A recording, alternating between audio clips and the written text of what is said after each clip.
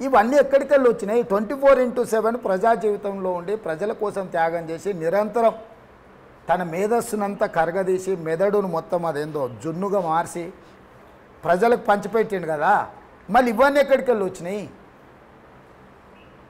అంటే ఏ మాత్రము సిగ్గుపడకుండా మొహమాటం లేకుండా నేను పచ్చి అబద్ధాలు చెప్తా, ఇంకా నన్ను అబద్ధాలతో నమ్ముతారని ఎందుకు అనుకుంటుండు చంద్రశేఖరరావు?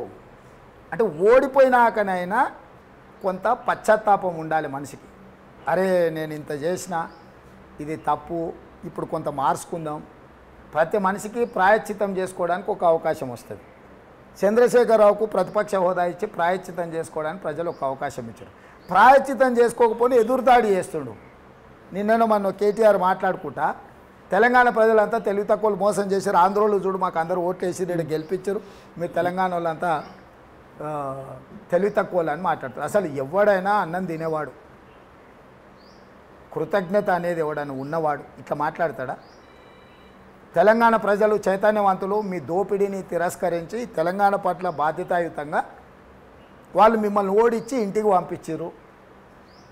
ఇక్కడ ఉన్న వాళ్లకు ఈ తెలంగాణ మూలాలు లేకపోవడమో, తెలంగాణ సమస్యల పట్ల వాళ్ళకు సరే మేము ఎక్కడి నుంచో వ్యాపారం చేసుకోవడానికి వచ్చినాం, లేకపోతే ఇక్కడ ఉద్యోగాలు చేసుకోవడానికి వచ్చినాం, మా బాధ్యత మేము ఏదో చేస్తున్నాం అనుకోవడం, మీకు దగ్గర కొన్ని సీట్లు వచ్చి ఉండొచ్చు, మీరు వాళ్ళని అభినందిస్తే మాకేం అభ్యంతరం లేదు. కానీ మొత్తం తెలంగాణనే అవమానించే విధంగా, తెలంగాణ సమాజాన్ని తిరస్కరించే విధంగా తండ్రి కొడుకులు మాట్లాడడం భావ్యమా?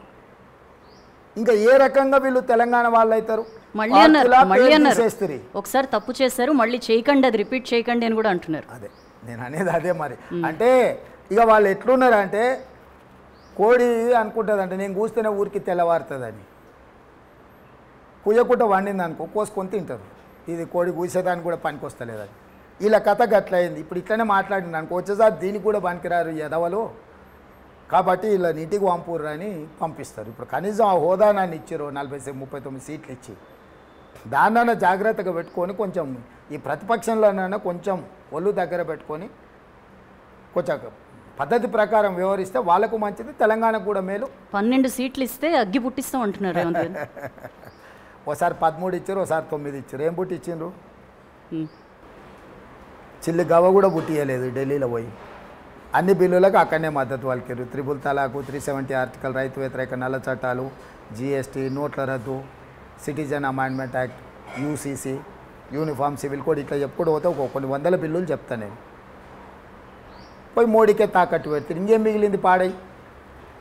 ఇప్పుడు 12 ఇస్తే ఏందో చేస్తాడు. ఏం చేస్తాడు? 12 ఇస్తే అమ్ముకుంటావు మోడీకి పోయి తూకానికి.